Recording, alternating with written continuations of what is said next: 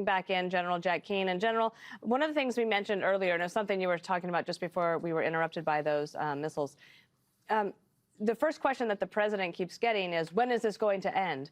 How do you advise the commander-in-chief to handle those questions? He's answered it, I think, in a fairly comprehensive, even, dare I say, gentle way to say we're not sure, like 4 to 5 weeks, we're going to have to see how it goes. What would you say?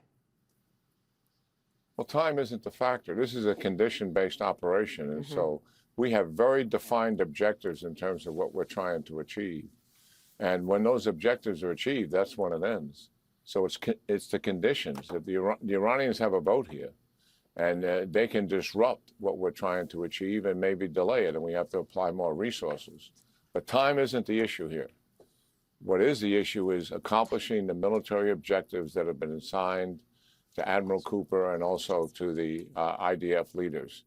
And talking about what's taking place here, and add some additional color to it. As I was saying, after 48 hours, the reality is Iran's ballistic missile attacks have been reduced 50%.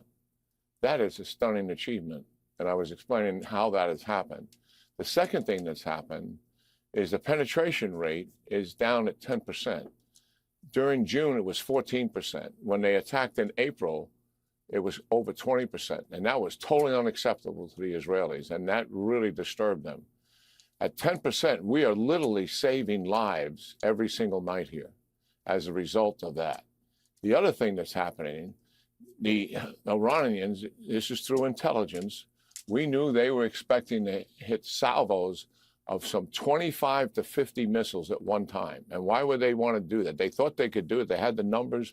They thought they would be able to produce that because that would overwhelm all these systems that we're talking about here. There's only one that the Israelis own that can defeat a ballistic missile. That's the Arrow system. The David Sling, no, and also the Iron Dome, no. But we've given them Patriots and THAAD systems to also help with that, and we've got Aegis cruisers at sea here.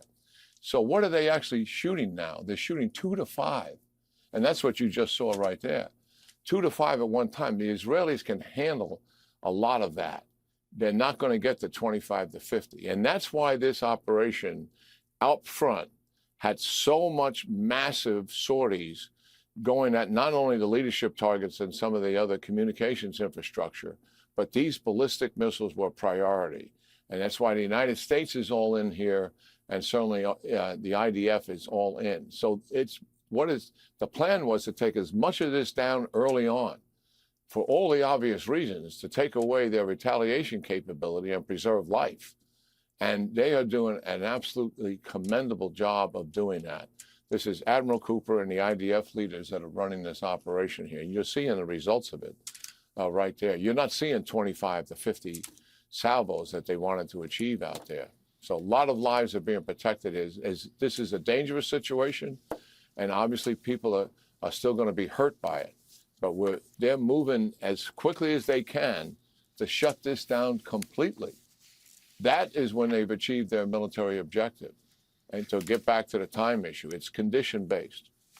Okay. General Keane, thank you so much for your time. I'm sure we'll speak to you again in the coming days. Hey, Sean Hannity here. Hey, click here to subscribe to Fox News YouTube page and catch our hottest interviews and most compelling analysis. You will not get it anywhere else.